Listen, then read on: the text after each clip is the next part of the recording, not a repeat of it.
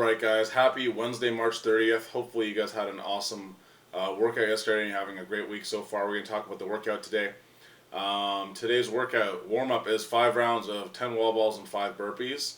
Really focus on getting these wall balls unbroken. If regular weight wall balls are easy for you, this is a great chance and opportunity to scale up a little bit to the next weight up. So if you're a guy, try 30-pound wall balls. If you're a girl, you can try 16 or the 20. Give it a shot, nice and easy. Again, not for time. If you have mobility work or other things you need to get in there, this is the perfect time to do it. Alright, then we're going to go into our strength work. So today is not a testing phase for our strength work, it's just going to be a workout. So you don't need to record this specifically, other than just your usual notes that you would take. So every 4 minutes for a total of 5 cycles, you're going to do 8 rep bench press and 10 rep barbell row.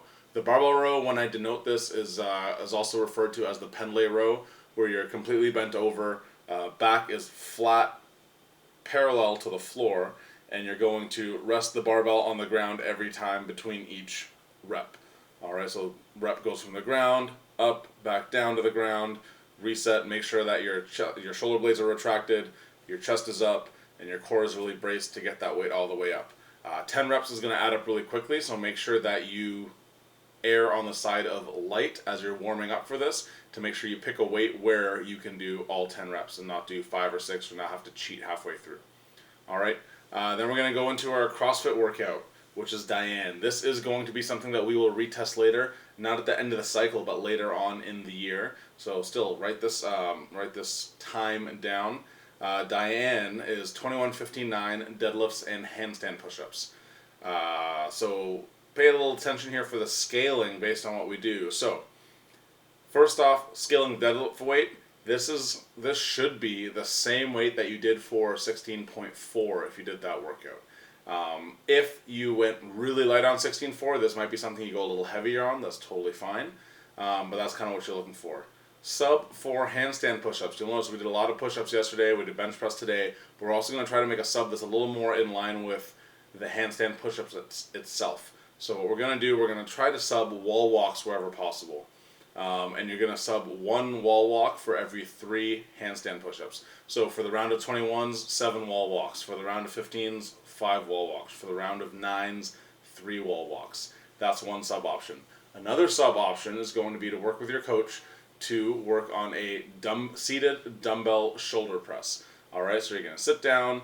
You're going to make sure that you're at 90, feet out flat in front of you. I also like having the back braced up against the rig or some sort of upright support or a box sitting down on 20 inches. And you're going to press the dumbbells from here directly up over your head, really focusing on nice extension, and then all the way back down, back up again, nice extension back and forth. Really trying to make sure that you're sitting straight in this plane and you're not pushing the dumbbells out in front of you, or you're not pushing them back all the way behind you. As a sub for the handstand push-up. Alright. One other one, if you're really good with a dumbbell shoulder press and everything's good, you can do a partial range of motion handstand push-up. The challenge here is to make sure that you don't fall into the trap of always doing the partial range, because that partial range of motion handstand push-up will have a very difficult time translating down to a full range of motion head to floor handstand push-up.